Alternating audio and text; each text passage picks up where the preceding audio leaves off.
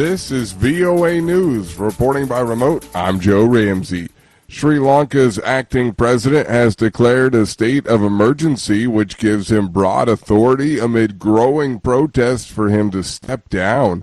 AP correspondent Karen Chalmers reports. The state of emergency was imposed only a few days after Ranil Wickremesinghe took over as a transitional president. The move came after protests demanding his resignation have continued in most parts of the country, with some burning his effigy.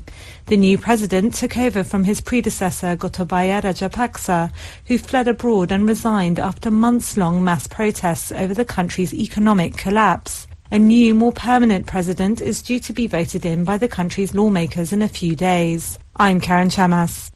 U.S. officials are defending the latest American demonstration of support for Taiwan after strong condemnation from Beijing. Details from VOA's chief national correspondent Steve Herman in Washington. State Department spokesman Ned Price on Monday brushed off China's criticism that the latest military support package for Taipei will harm relations between Beijing and Washington, saying under the Taiwan Relations Act, the United States has an obligation to help the Taiwanese maintain a sufficient self-defense capability. This is something that successive administrations have done. It is entirely consistent with our one China policy. The United States should not play with fire, an official in Beijing warned earlier in the day, reacting to the fourth announced U.S. sale of weapons or technical support to Taiwan this year. Steve Herman, VOA News, Washington.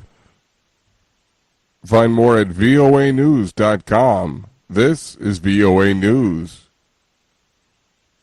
Prince Harry marks Nelson Mandela Day at the United Nations. AP correspondent Shelley Adler reports. Britain's Prince Harry challenged people everywhere to adopt Nelson Mandela's spirit of hope in today's divided world. We can find meaning and purpose in the struggle. We can wear our principles as armor.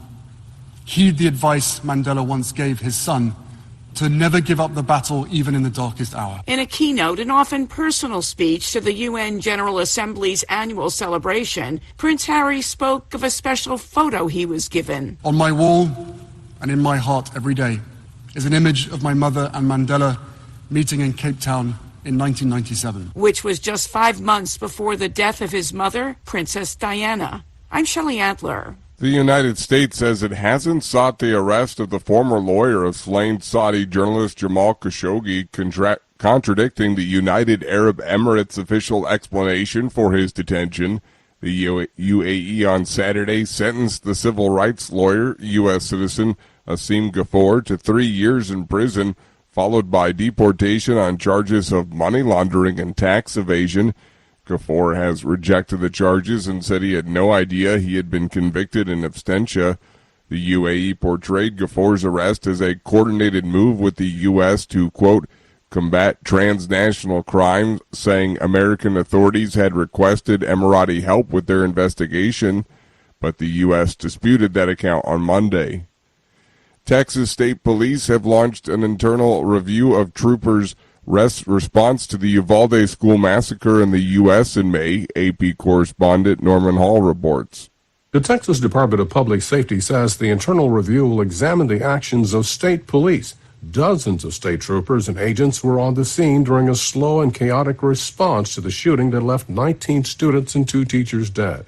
A legislative report released Sunday put more than 90 state troopers at Robb Elementary. This is the first time Texas DPS has said it would examine the actions of its own officers. Nearly 400 law enforcement officials rushed the school, but the legislative report cites egregiously poor decision-making that resulted in an hour of chaos before the gunman was killed.